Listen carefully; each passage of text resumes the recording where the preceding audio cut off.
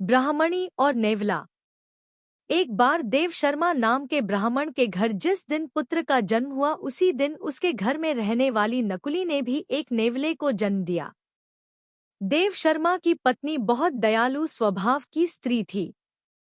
उसने उस छोटे नेवले को भी अपने पुत्र के समान ही पाल पोसा और बड़ा किया। वह नेवला सदा उसके पुत्र के साथ खेलता था।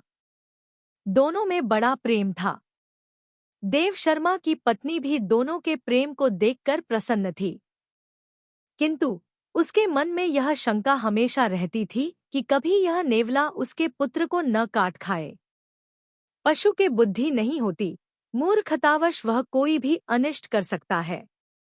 एक दिन उसकी इस आशंका का बुरा परिणाम निकल आया।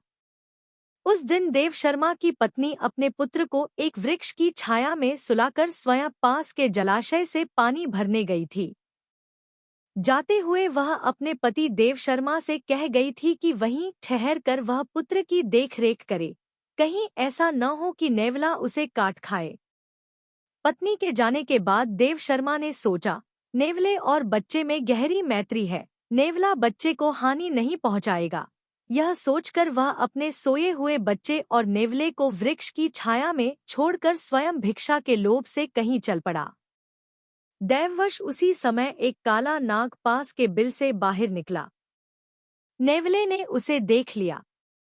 उसे डर हुआ कि कहीं यह उसके मित्र को न डस ले, इसलिए वह काले नाग पर टूट पड़ा और स्वयं बहुत क्षतविक्षत होते हुए भी उसने नाग के खंड-खंड कर दिए। सांप को मारने के बाद वह उसी दिशा में चल पड़ा जिधर देव शर्मा की पत्नी पानी भरने गई थी। उसने सोचा कि वह उसकी वीरता की प्रशंसा करेगी, किंतु हुआ इसके विपरीत। उसकी खून से सनी देह को देखकर ब्राह्मण पत्नी का मन उन्हीं पुरानी आशंकाओं से भर गया कि कहीं इसने उसके पुत्र की हत्या न कर दी हो।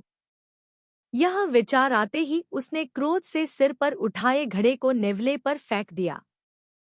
छोटा सा नेवला जल से भारी घड़े की चोट खाकर वहीं मर गया। ब्राह्मण पत्नी वहां से भागती हुई वृक्ष के नीचे पहुंची।